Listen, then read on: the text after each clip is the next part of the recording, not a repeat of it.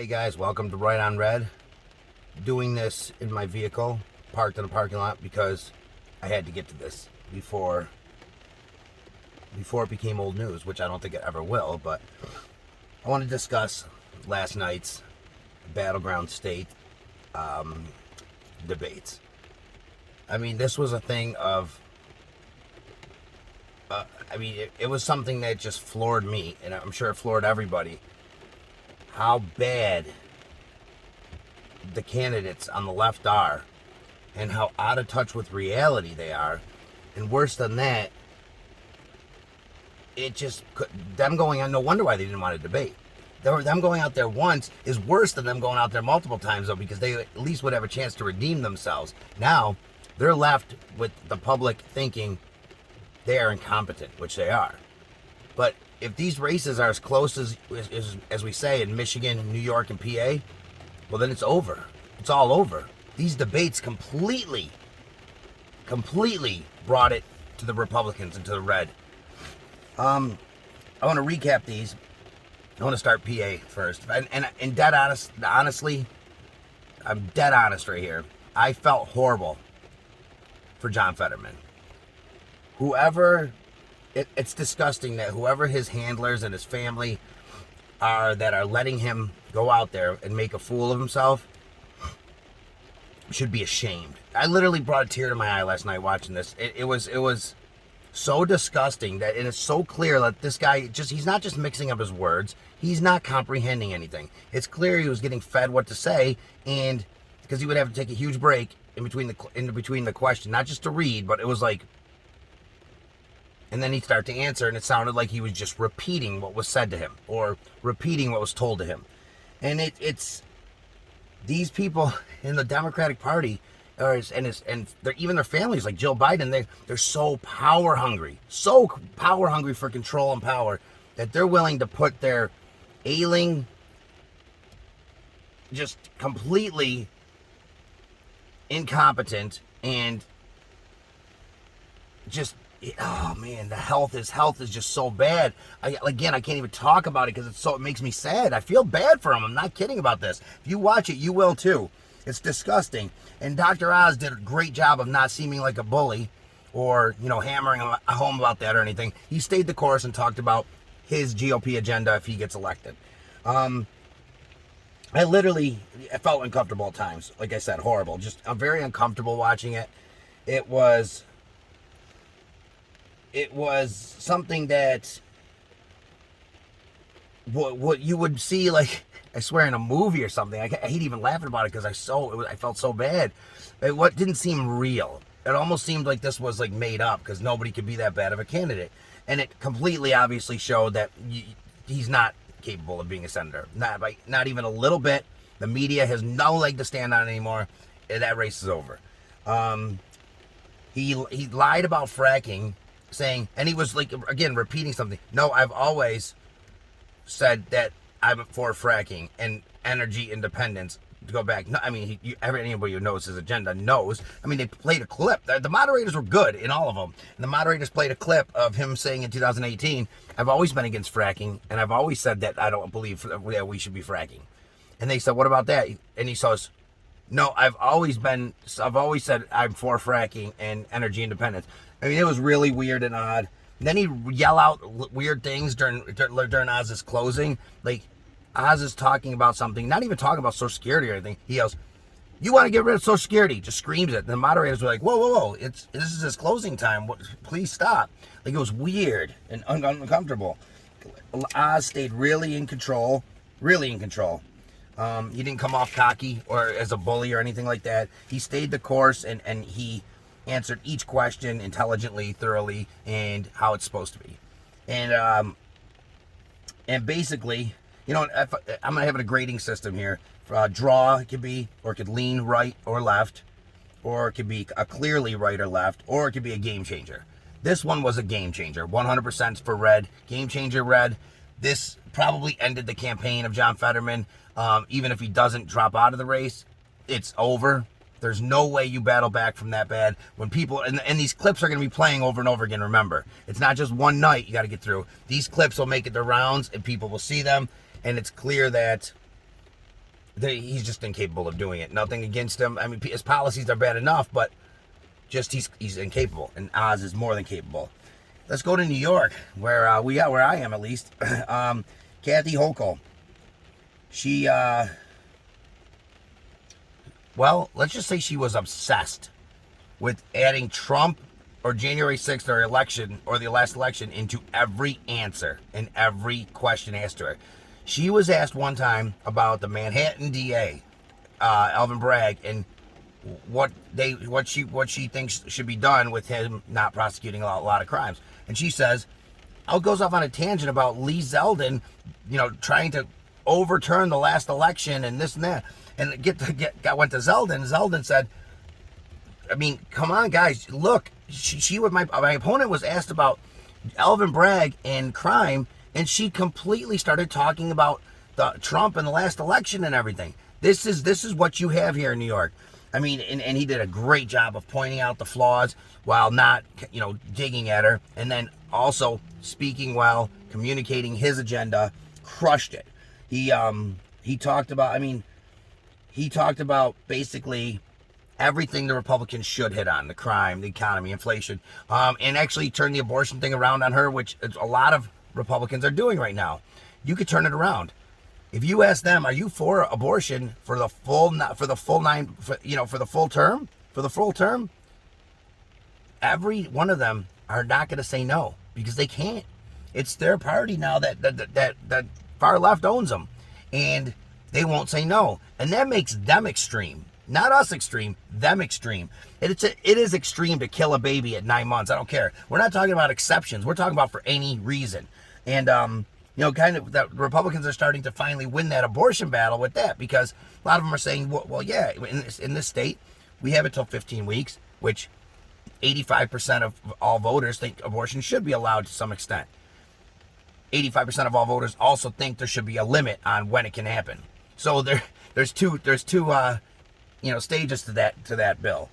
Anyways, she came off as scared, like just not likable. I didn't like Cuomo and I didn't like his policies, but at least he was marketable. He was likable to some extent, however you want to put it. Maybe too likable, he thought, but anyways, she comes off as power hungry, narcissistic, like I'm in control, you can't do anything, rolling her eyes every time he would answer with a smirk and shaking her head while he stood, stone faced, answered the questions, and he was very energetic in how he answered. His facial expressions, though, didn't stoop to her level, which people remember. I mean, it was what a display. Kathy Hochul came with, this is what, basically, she basically saying Zeldin doesn't have a chance, and, this is our, right? I mean, if you played the clip from August where she was like, this is our state, Zeldin and Trump and them need to get up and go to Florida, get out of here, okay, that's how you feel, we'll all go. He took the fight right to her, but yet communicated it to the voters perfect. It was awesome. He talked about his plan, his agenda, and again, she just stood there laughing and rolling her eyes and shaking her head. This was definitely a clear red win for Zeldin, and if the race is really as close as they say, it's a game changer, for sure.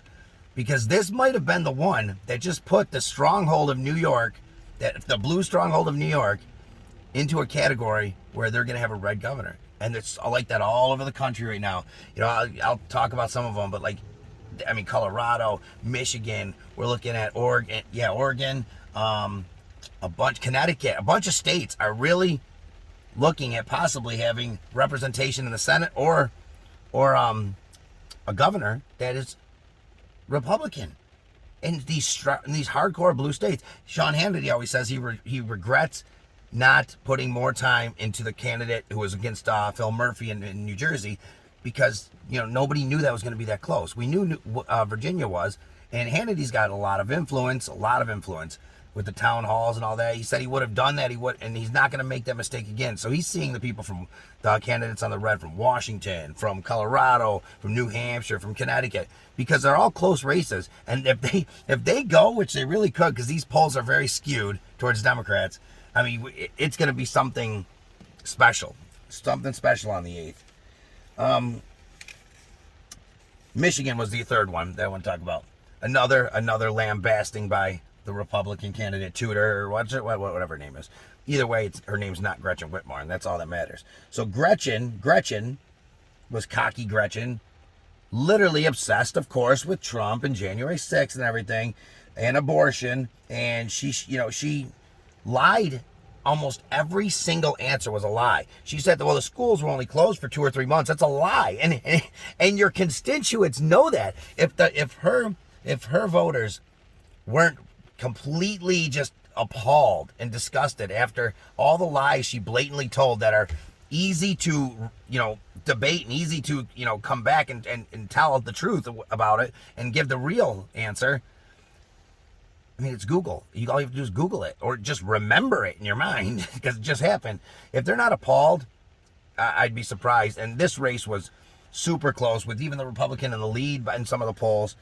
I think this was a clear red win, and it might do some damage to put this over the edge. It was pretty. I didn't watch that one as much, but I got the details from it. I was still in shock from the PA and New York ones of how.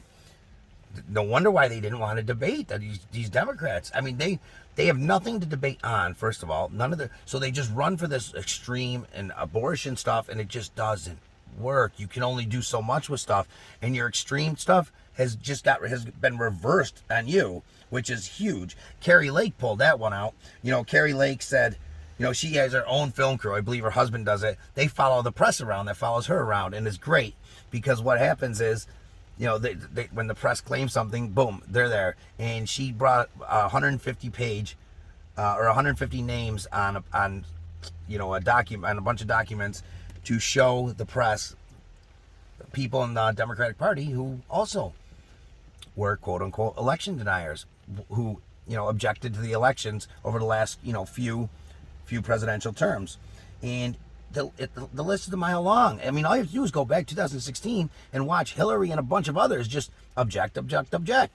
It's crazy, right in the House. But because, something happened out there, if you're an election denier for 2020, you're a terrorist. And she basically said, I'm not a terrorist.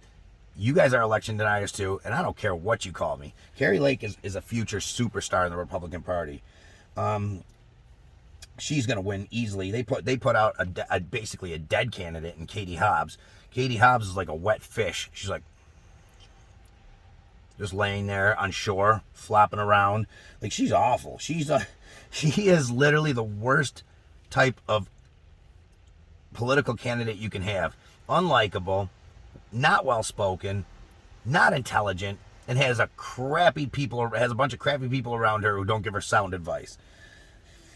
I mean, this beatdown is going to be real. I'm convinced now. It took a lot to convince me, but I'm convinced this November 8th beatdown, it's for real. Like I said, the abortion thing is beginning to hurt the left more than help them. The extreme, thing they were using, that was a joke from the beginning, and everybody knew. And maybe 3% of the Democratic Party and 3% of everyone overall care about January 6th right now.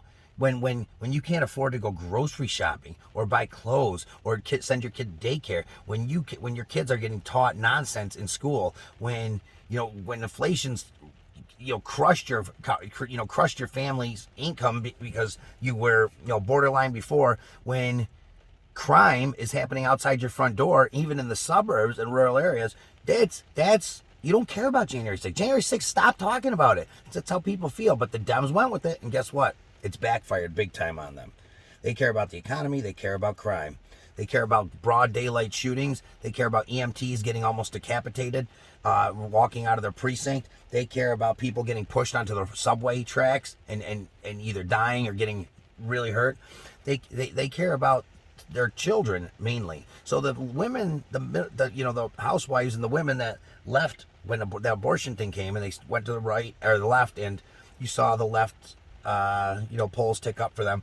When school started and you guys started, these teachers and everyone started teaching this absolute bullshit again, guess what? They were out. They said, abortion might be important to them, but it's not as important as their children. and they're gone. They're back to the right so quick because they don't want some guy who's still intact, who calls himself a woman, walking around with this thing hanging out in the girls' locker room. It's disgusting. I mean, if I had a daughter and she was there, I'd give her a pair of scissors. I'd be like, you hack that thing fucking off if you see it. Seriously.